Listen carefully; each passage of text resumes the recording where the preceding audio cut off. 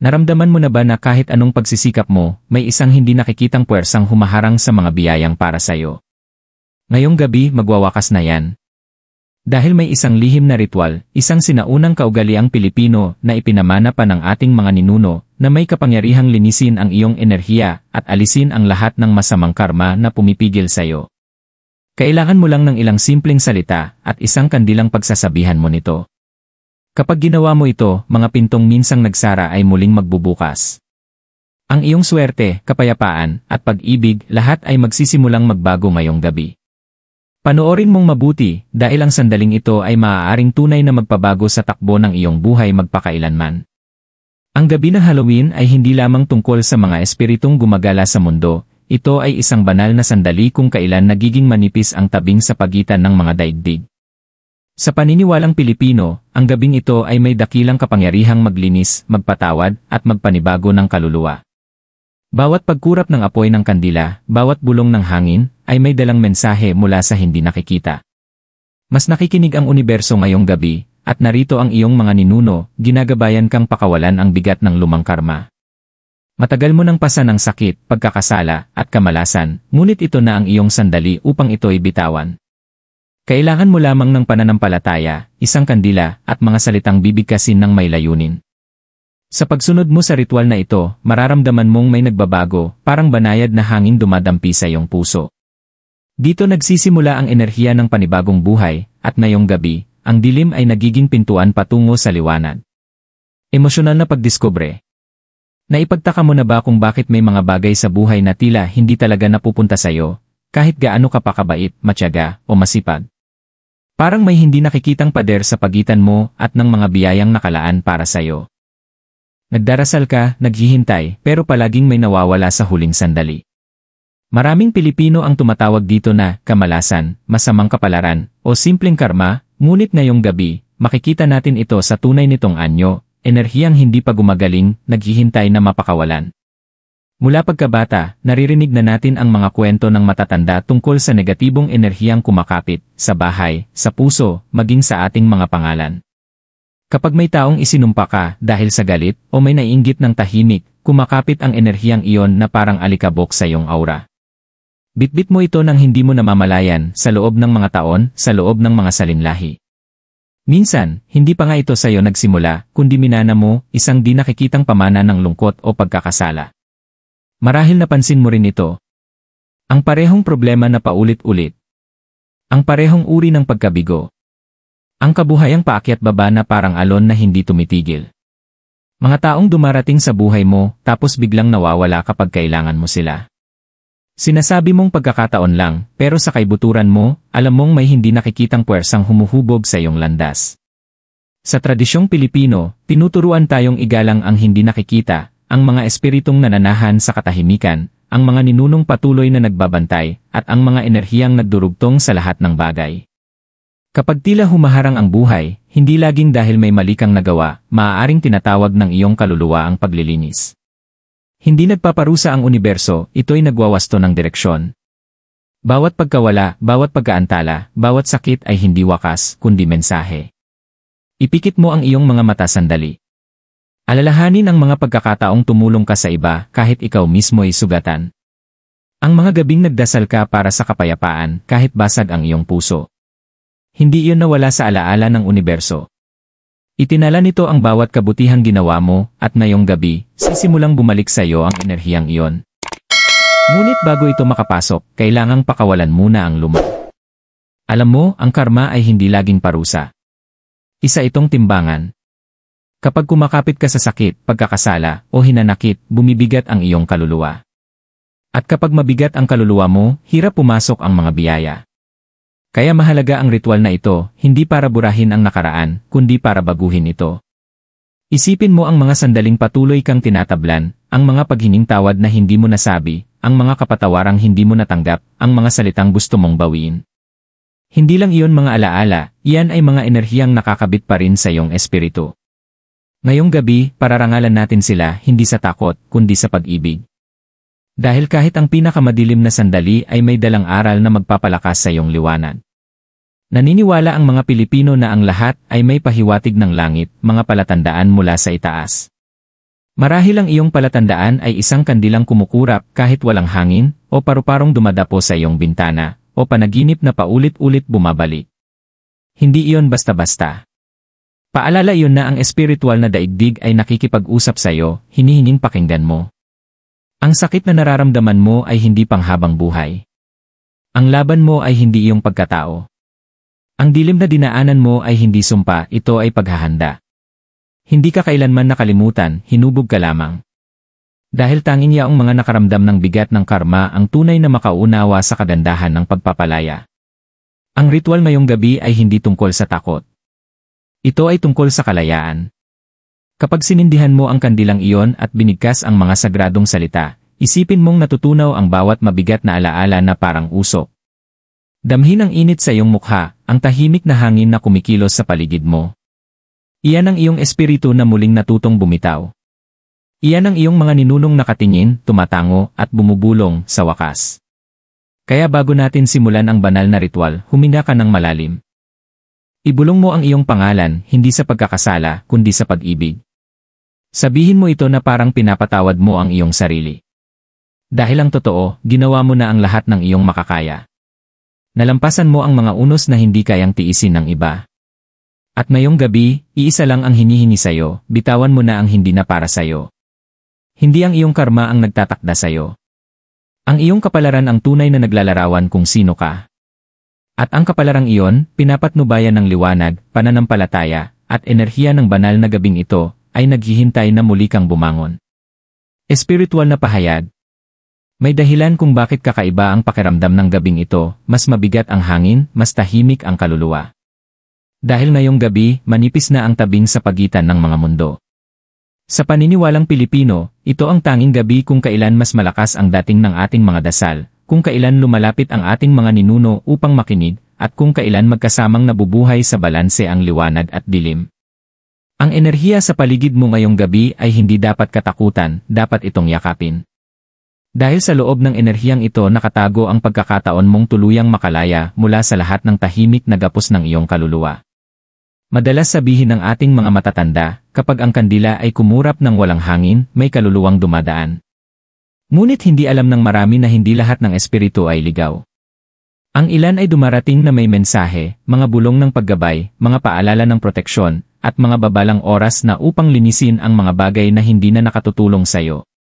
Kaya ngayong gabi, habang papalapit ang hating gabi, maghanda ka, hindi sa takot, kundi sa pananampalataya. 3 bagay lang ang kakailanganin mo, isang puting kandila, isang kurot ng asin, at ang iyong tinig. Iyon lang. Walang mamahaling gamit, walang marangyang alay, sapagkat ang paniniwala mismo ang pinakamakapangyarihang enerhiya sa lahat. Humanap ng tahimik na lugar na walang istorbo. Humanap ng tahimik na lugar na walang istorbo. Kung maaari, humarap ka sa silangan, ang direksyon ng pagsikat ng araw, ng panibagong simula. Sindihan mo ang iyong puting kandila, at habang ginagawa ito, ibulong mo ng marahan. Ngayong gabi, sinisindihan ko ang apoy na ito hindi para sa takot, kundi para sa kalayaan. Tinatanggap ko ang liwanag upang linisin ako sa bawat aninong hindi ko na kailangan. Binubuksan ko ang aking puso sa kapayapaan, kapatawaran, at banal na panibagong simula. Hayaan mong dahan-dahang magliyab ang kandila. Panoorin mong sumayaw ang apoy. Pansinin kung paano ito kumikilos, iyon ang tugon ng universo. May ilang apoy na matatag at matayog, palatandaan ng malinis na enerhiya. Ang iba na may kumukurap o nahahati, senyales ng enerhiyang matagal nang naipit. Huwag mag-alala. Lahat ng apoy ay nagpapagaling sa anumang kanyang nadadampian. Ngayon, kumuha ng kurot ng asin at budburan ito sa paligid ng kandila, pabilog. Sa tradisyong Pilipino, ang asin ay banal, nagtataboy ng kasamaan at nililinis ang paligid. Habang binubudburan mo, isipin mong bumubuo ito ng di nakikitang harang, walang madilim na kaisipan, sumpa, o inggit ang makakatawid. Sabihin mo ng marahan. Sa asin na ito, nililinis ko ang aking paligid. Walang aninong mananatili, walang lungkot na titira. Tanging liwanag, kapayapaan, at pag-ibig ang papasok dito. Pagkatapos, ilapat mo ang iyong kanang kamay sa iyong dibdib at ipikit ang iyong mga mata. Isalarawan ang mga sandaling bumibigat pa rin sa iyo, mga pagkakamali, pagsisisi, o sugat ng puso. Huwag mo silang tingnan bilang parusa, kundi mga aral na binalot ng sakit. Ngayon, isipin mong nagiging usok ang mga ito, banayad, marahan, umaakyat tungo sa liwanag ng kandila. Ibulong. Pinalalaya ko ang lahat ng sakit, pagkakasala, at takot. Pinapatawad ko ang nakaraan, tinatanggap ko ang kasalukuyan. At malugod kong sasalubungin ang darating. Ako ay malaya. Habang sinasabi mo ito, damhin ang init ng kandila sa iyong balat. Ang init na iyon ay enerhiya, tugon ng universo sa iyong panalangin. Hindi lang ito simbolo, ito ay espiritual na agham. Bawat salitang binibigkas mo ay may dalang panginginig, at ngayong gabi, ang mga panginginig na iyon ay lumalaganap sa di nakikita, nililinis ang iyong aura at itinataas ang iyong espiritu. Ngayon, makinig ka, hindi sa iyong tainga, kundi sa iyong puso. Maaaring maramdaman mo ang banayad na lamig, biglang katahimikan, o pati isang luha. Iyan ang tugon ng iyong kaluluwa. May ilan na nakakakita ng anino sa gilid ng kanilang paningin, o nakakaramdam na parang may nakatayong di nakikita sa tabi nila. Huwag kang matakot. Iyan ang iyong ninuno, ang iyong tagapagbantay, ang iyong gabay. Matagal na nilang hinihintay ang sandaling ito, upang tulungan kang pakawalan ang bigat na matagal mo nang pasan. Sa sinaunang paniniwalang Pilipino, nagiging mabigat ang kaluluwa kapag puno ng sakit. Ngunit kapag ito'y tinanggap at binitawan, muli itong umaakyat, tulad ng usok na bumabalik sa langit. Iyan ang layunin ng ritual na ito, ibalik ang iyong koneksyon sa banal na daloy. Mapapansin mo ang mga pagbabago sa mga susunod na araw. Ang bigat sa dibdib ay unti-unting mawawala. Ang mga alalahaning bumabagabag sa iyong pagtulog ay unti-unting tatahimik. Ang mga taong nawala sa iyong buhay ay maaaring biglang magparamdam muli. Ang mga oportunidad na dati sarado ay biglang magbubukas. Hindi ito mga pagkakataon lamang, mga palatandaan ito na nagsisimula ng maalis ang iyong karma. Tandaan, ang paglilinis ay hindi nangangahulugang paglimot, ito ay pagbabagong anyo. Dala mo pa rin ang mga aral, ngunit iniiwan mo na ang sakit. Ang karma ay may kapangyarihan lamang kung hahayaang mong ikaw ay itali nito. Ngayong gabi, binabawi mo ang kapangyarihang iyon. Habang unti-unting nauupos ang kandila, ibulong ang huling panalangin na ito. Mula sa dilim, ako'y tumataas patungo sa liwanag. Mula sa sakit, ako'y dumadaloy sa kapayapaan. Mula sa karma, ako'y nagigising sa aking tadhana. Ako ay liwanag, ako ay pag-ibig, ako ay malaya. Hipan mo ang kandila ng marahan, hindi upang wakasan ang ritual, kundi upang ipadala ang usok bilang mensahe mo sa universo. Panoorin mo itong unti-unting maglaho sa hangin. Iyan ang iyong enerhiyang nagbabago, ang di nakikitang kilos ng pagpapalaya.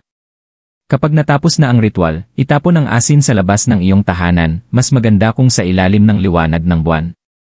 Huwag itong ilagay sa basurahan, ikalat ito ng marahan sa lupa at sabihin. Sa pamamagitan nito, ibinabalik ko sa daigdig ang lahat ng enerhiya, malinis at dalisay. Habang naglalakad ka pabalik, huminga ka ng malalim. Damhin kung gaano nakagaan ang iyong katawan. Hindi iyon guni-guni, iyon ay panibagong buhay. Narinig ka ng mga espiritu. Nakita ka ng universo. At ngayong gabi, muling naisulat mo ang enerhiya ng iyong kapalaran.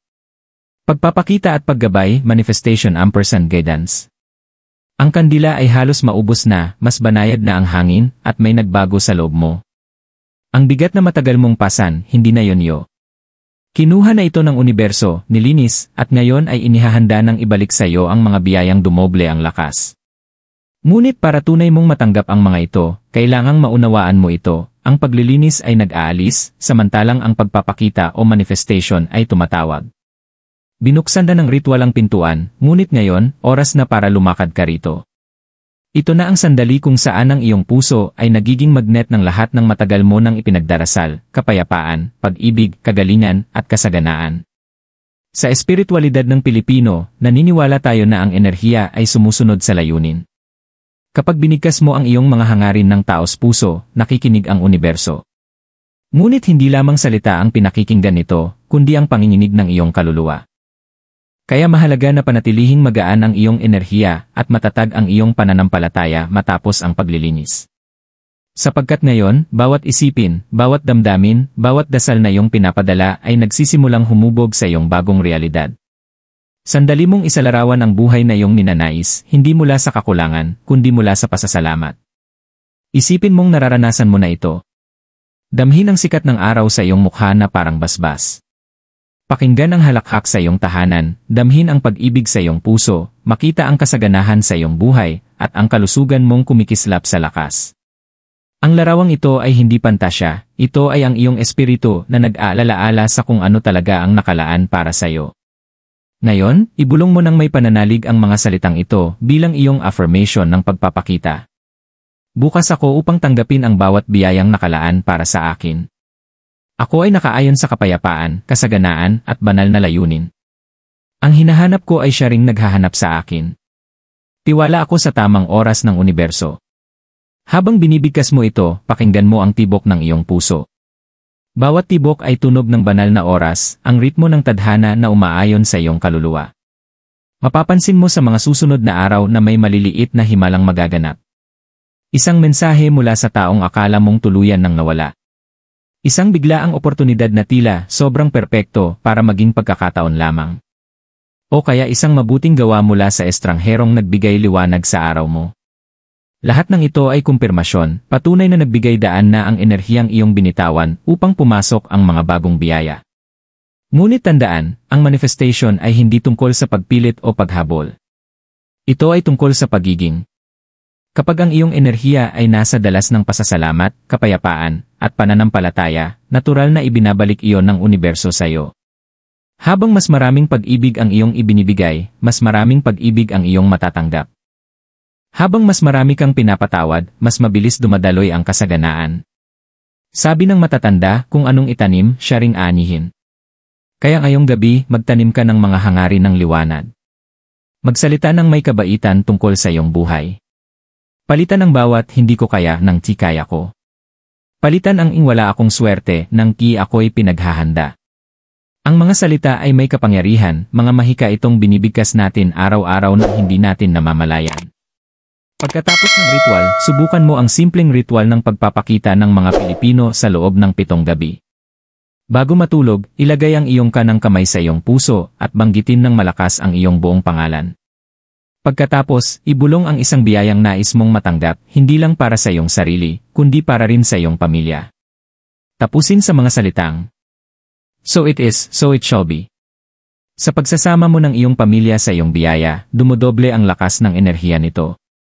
Sapagkat sa paniniwalang Pilipino, ang diwa ng kapwa, ang pagkakaisa ng kaluluwa, ay nagpapalakas ng lahat ng hangarin. Kapag ang layunin mo ay malinis at nakaugat sa pag-ibig, pati ang universo ay ngumingiti. Maaari ka ring maglagay ng maliit na mangkok ng bigas na may baryang nakalagay sa tabi ng bintana matapos ang ritual. Isa itong sinaunang gawin na inaanyayahan ang enerhiya ng kasaganaan sa iyong tahanan. Bawat butil ng bigas ay sumisimbolo sa biyaya, at bawat kislap ng sinag ng buwan sa baryang iyon ay paalala na ang yaman ay unti-unti nang dumadaloy papalapit sa iyo. At sa paggising mo kinaumagahan, huwag kalimutang magpasalamat. Ang universo ay pinakamabilis tumugon sa pusong marunong magpasalamat. Kahit hindi pa perpekto ang lahat, sabihin mo, "Salamat sa kung ano ang mayroon ako. Salamat sa mga darating pa. Salamat sa lahat ng talagang para sa akin." Dahil ang pasasalamat ay nagiging tulay mula sa paghihintay patungo sa pagtanggap. Sa mga darating na araw, ingatan mo ang bagong enerhiya mo. Iwasan ang pagsasalita ng negatibo tungkol sa iyong sarili o sa iba. Ang masasamang salita ay muling nagbubukas ng mga pintong kakasarado mo pa lang. Kapag nakakaramdam ka ng bigat o pagkabalisa, bumalik ka sa iyong kandila at muling sindihan ito, hindi para maglinis, kundi upang ipaalala sa sarili mong ang liwanag sa loob mo ay hindi kailanman mamamatay. Hindi ka na nasa ilalim ng anino ng karma, ikaw ay nasa ilalim na ng paggabay ng tadhana. Ang mga espiritong tahimik na nagbabantay ay ngayon ay naglalakad na sa tabi mo. Ang mga ninunong iyong pinarangalan ngayong gabi ay nililinis na ang mga daan sa iyong harapan. At bawat dasal na iyong ibinulong ay nagsimula na ang paglalakbay pabalik sa iyo, tinugon, sa tamang panahon. Minsan, ang mga pagpapakita ay hindi dumarating sa anyong ating inaasahan. Ngunit tandaan mo ito, palaging dumarating ang mga ito sa paraang kailangan ng iyong kaluluwa. Marahil ang iyong hiling na pag-ibig ay darating hindi bilang tao, kundi bilang kapayapaan. Marahil ang iyong hiling na kayamanan ay darating hindi bilang pera, kundi bilang kalayaan. Maaaring magbago ang anyo, ngunit hindi kailanman nagkukulang ang biyaya. Ang universo ay hindi umiikot sa swerte, ito ay umiikot sa enerhiya. At ngayong gabi, ang iyong enerhiya ay dalisay, nakaayon, at hindi mapipigilan. Kapag muli mong tinitigan ang apoy ng kandila, alalahanin mo ang gabing ito. Alalahanin mo ang sandaling pinili mong piliin ang liwanag kaysa takot, pananampalataya kaysa pagdududa, at pagpapalaya kaysa sakit. Ang simpleng gawaing iyon ay muling nagsulat ng panginginig ng iyong buhay. Mula sa gabing ito, hindi mo na hinahabol ang mga biyaya, ikaw na mismo ang umaakit sa kanila. Pahinahin mo ang iyong kaluluwa sa kaalamang ang lahat ng para sa iyo, kapayapaan, pag-ibig, kasaganaan, ay papalapit na. Tahimik na ang gabi ngayon. Ang kandila ay halos maubos na, nag-iwan ng banayad na amoy ng wax at init, isang paalala na may maganda at sagradong naganap. Hindi ka lang basta nagsagawa ng ritual, nagsagawa ka ng isang gawaing puno ng tapang. Pinili mong harapin ang iyong mga anino at gawing liwanag ang mga ito. At saan man sa di nakikitang daigdig, sinimulan na ng universo ang pag-aayos ng iyong landas. Ang gabing ito ay hindi lamang tungkol sa pag-alis ng masamang karma. Ito ay tungkol sa pag-alala kung sino ka talaga, isang kaluluwang gawa sa liwanag na naglakbay sa kadiliman, ngunit kailanman ay hindi nawala ang ningning. Bawat luhang pumatak, bawat bulong mong binigkas, bawat pagkislap ng kandila, lahat ay narinig. Ang mga espiritong iyong pinarangalan, ang mga ninuno, mga gabay, at mga tagapangalaga, ay nakangiti ngayon. Nakita nila ang iyong pagsisikap, ang iyong taos-pusong pananalig, at bilang gantimpala, binubuksan nila ang mga pintong dati mong inakalang tuluyan ng nakasara. Kung nararamdaman mong may kakaibang katahimikang bumabalot sa iyo, huwag mong isipin na ito ay kawalan. Iyon ay kapayapaan, ang uri ng kapayapaang dumarating kapag ang kaluluwa ay tuluyan ng napalaya. Ang bigat na dati mong pasan sa dibdib, ang takot na laging nagkukubli sa gabi, wala na yon. Nagawa mo ng lumikha ng puwang para sa mga biyayang paparating. Sa mga susunod na araw, maging mapanuri sa mga palatandaan. Lagi kang pinatutunayan ng universo sa pamamagitan ng mga simbolo, isang biglang simoy ng hangin sa gitna ng katahimikan, isang puting paru-paro na dumaan sa bintana, o isang panaginip na parang mensahe. Kapag nakita mo ang mga ito, ngumiti at ibulong, tinatanggap ko. Dahil patunay iyon na ang enerhiya ay pumanig na sayo. Natapos mo na ang isang yugto at sinimulan ng bago. Ang lumang enerhiya ay napakawalan na, ang bago ay unti-unti nang lumalantad. Ngunit tandaan, ang tunay na proteksyon at pagkakahanay ay nagmumula sa pagpapatuloy. Panatilihing malinis ang puso, mabuti ang mga salita, at matatag ang pananampalataya. Ipagpatuloy ang pagsisindi ng kandila, hindi lang para humiling, kundi upang magpasalamat. Bawat apoy na iyong sinisindihan ay nagiging dasal ng pasasalamat, paalala na ikaw ay lumalakad na kasama ng banal. Mula sa gabing ito, magbabago ang iyong buhay. Maaaring hindi mo agad makita, ngunit nagsimula na ang pagbabago sa loob mo. Hindi ka nabihag ng karma ng nakaraan. Ginagabayan ka na ngayon ng tadhanang isinulat sa iyong kaluluwa. Kaya huminga ka ng malalim. Damhin mong pumapasok ang hangin sa iyong dibdib, iyan ang iyong espiritu, buhay, dalisay, at handa ng magningning muli. Ibulong mo ng marahan.